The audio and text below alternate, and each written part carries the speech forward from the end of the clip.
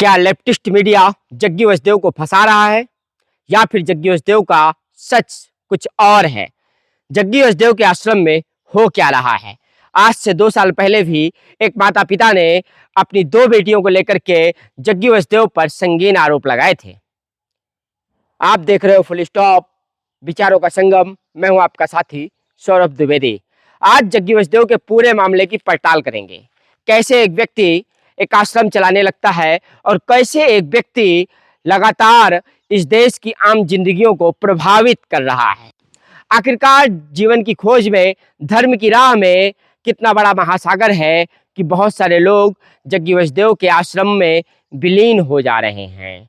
इससे पहले भी मैंने फेसबुक पर देखा था, एक पिता अपने बेटे को लेकर के भी काफी ज्यादा प्रताड़ित थे। वो रो रहे थे कि मेरा बेटा मुझे छोड़ करके चला गया। लेकिन कुछ ही वर्षों बाद उस पिता ने अपने बेटे की तस्वीर जग्गी वसुदेव के साथ डाली थी और कहा था कि आज मेरा बेटा जग्गी वसुदेव के साथ है।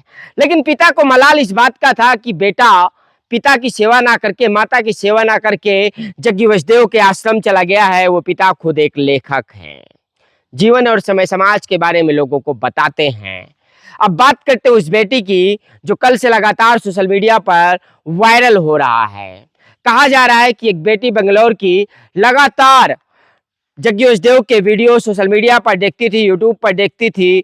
उनके ऑनलाइन क्लासेस को ज्वाइन कर रखा था और उन ऑनलाइन क्लासेस में जग्गी वसुदेव को सुनती थी।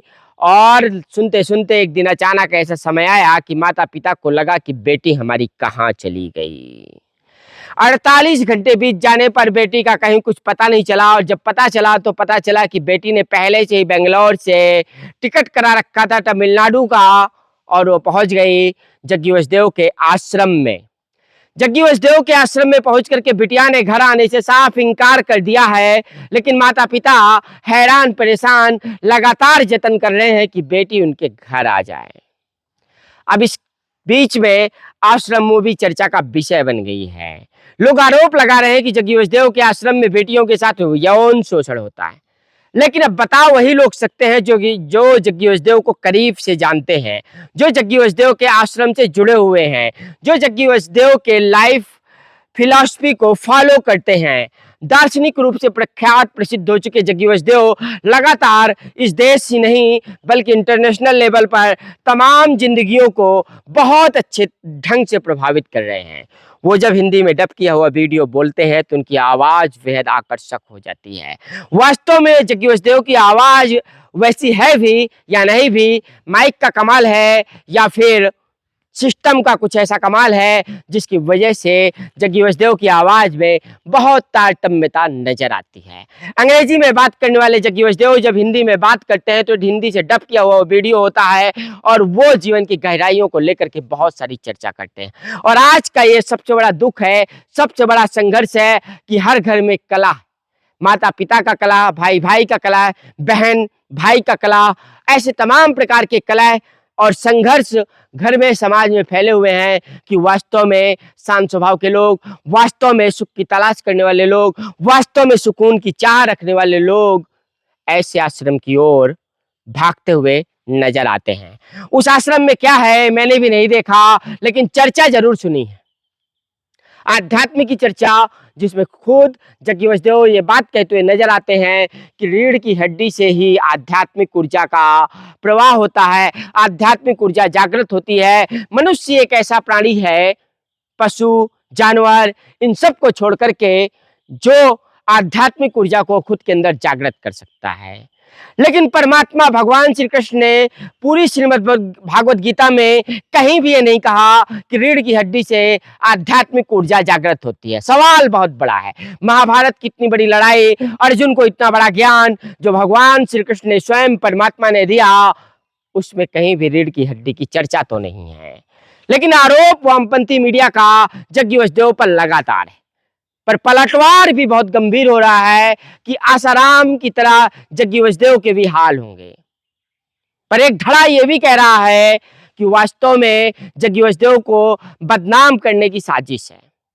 लोग कह रहे हैं कि वामपंथियों के जड़ को खत्म करने का काम जग्गी वसुदेव ने किया है। जिनको सदगुरु कहा जाता है, उन्होंने वामपंथियों की जड़ पर ऐसा वार किया है कि वास्तव में जिससे उनका सारा इकोसिस्टम बर्बाद होता हुआ नजर आ रहा है। अब अगर नारी स्वतंत्रता की बात करें तो यही वामपंथ लगातार नारी स्वतंत्रता की बातें करता हुआ नजर आता है।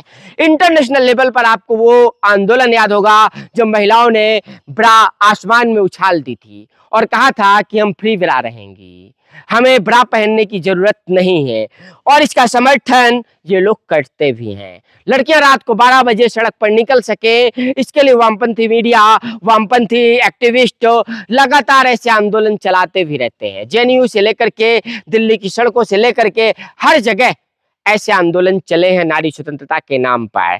फिर अगर रीढ़ की हड्डी में ऐसा कोई प्रयोग होता है, आध्यात्म के जीवन में, आध्यात्मिक पथ में, धर्म की राह में, तो हो सकता है कि जग्गी वसुदेव ऐसा कोई प्रयोग करते भी हों। एक ईमेल की बहुत बड़ी चर्चा है, जिस चर्चा को उस सोशल मीडिया के यूट्यूबर ने, श्याम मीरा सिंह ने, जो खुद को पत्रकार भी कहते होंगे भी पत्रकार, लेकिन उन्होंने बड़े आरोप लगाए हैं वायरल वीडियो में कि आखिरकार किस प्रकार से कम उम्र की बच्चियों के साथ यौन उत्पीड़न किया जाता है। अब वो यौन उत्पीड़न है या नहीं हम नहीं साफ कर सकते हैं, लेकिन सुनने वाले लोग जरूर बता सकते हैं। देश और दुनिया के लोग जब सुनेंगे तो साफ रूप से अपनी राय दे सकते हैं। आप हमारे इस वीडियो में कमेंट करके बताइए कि क्या वास्तव में वहां पर आश्रम जैसी मूवी दोहराई जा रही है, या फिर नारी स्वतंत्रता और पुरुष भी हैं जिन पुरुषों पर कोई मीडिया बात नहीं करता है। मैंने आपसे बताया कि फेसबुक पर एक पिता लगातार रोना रो रहे थे कि उनका बेटा घर छोड़ करके चला गया,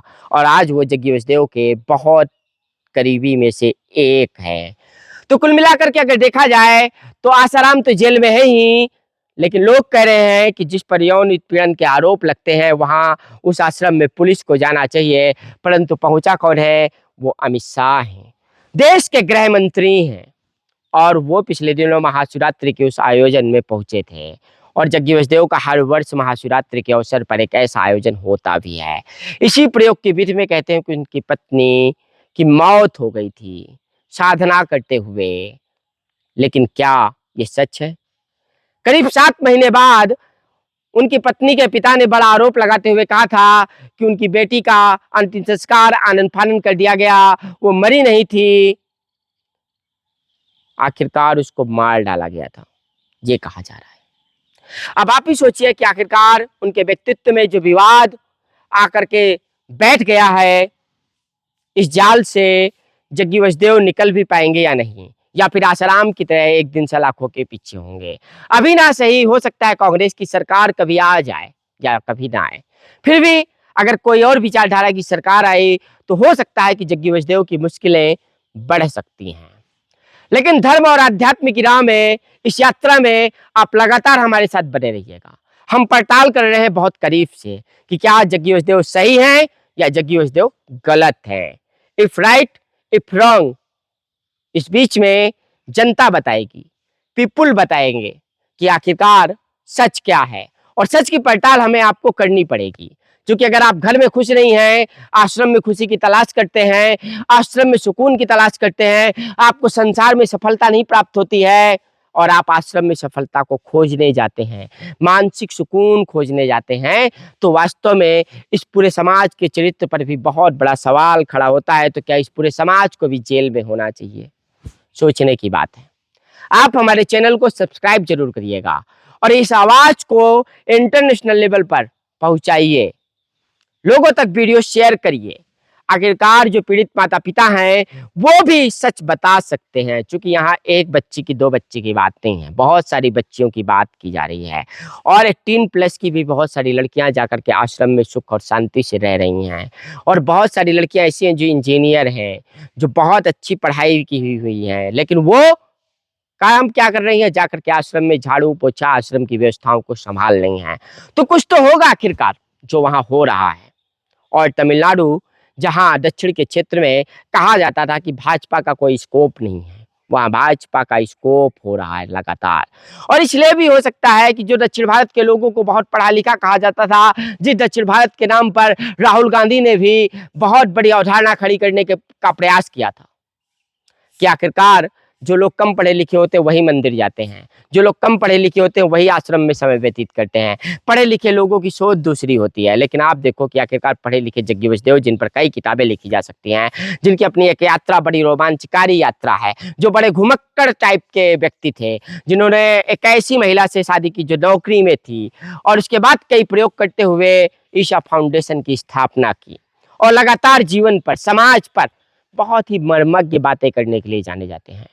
तो कुल मिलाकर के इस आश्रम का सच क्या है और इस आश्रम का सच क्या आश्रम मूवी की तरह है, ये आप जरूर हमें बताइएगा।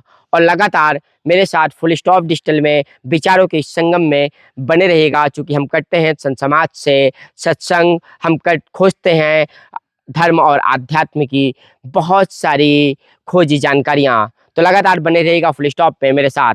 इस वीडियो को देखने के लिए आपको बहुत बहुत धन्यवाद।